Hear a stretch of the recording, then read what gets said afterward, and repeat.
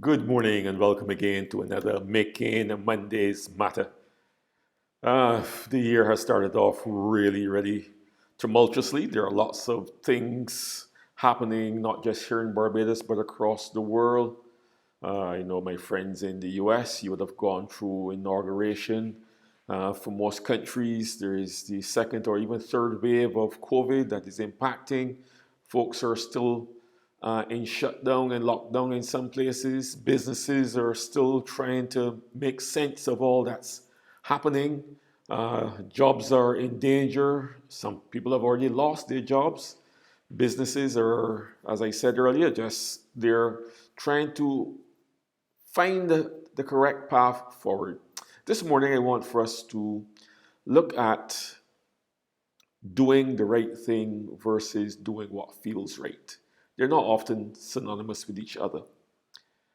And so, even though it is your right, your legal right to do the wrong thing, I want to urge us this morning that as we continue, especially during this year and during this period of uncertainty with all the COVID 19 protocols and restrictions, most of them are there for our good, for the good of the community. And not doing them may not necessarily hurt you directly, but they can impact someone else. And eventually it will come back to haunt you.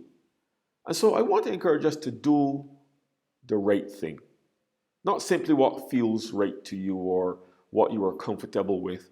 Because oftentimes, when we do what is right, there is some price that is to be paid. For the student for whom the right thing is spending that extra time studying, it takes away from the feeling good of watching TV or just sleeping. And so that may feel right, but it's not necessarily the right thing. The right thing is to do your studies, commit to the work, sacrifice that time. And as we here in Barbados would have just come through a weekend of full curfew and stay at home, I know there are many who would still be whining and griping of their rights being infringed and all these other things. And yes, for us in the Western world, these things are important, but there are things bigger than our individual rights. And I know that would be a shock to some persons because with rights come responsibilities. And so this morning, I want to urge you to do the right thing. Do the right thing for the sake of the community. Do the right thing for the sake of your family. Do the right thing for your own sake. Doing what feels right may satisfy the immediate urge, may give you some transient pleasure, only to be followed by pain and discomfort. I listened to our Minister of Health in his plea over the weekend. And one of the things that he said stuck out in my mind. The cases and the positive COVID uh, things that we're getting right now didn't start now. It's because of actions and behaviors 2 weeks ago, 3 weeks ago, in many instances.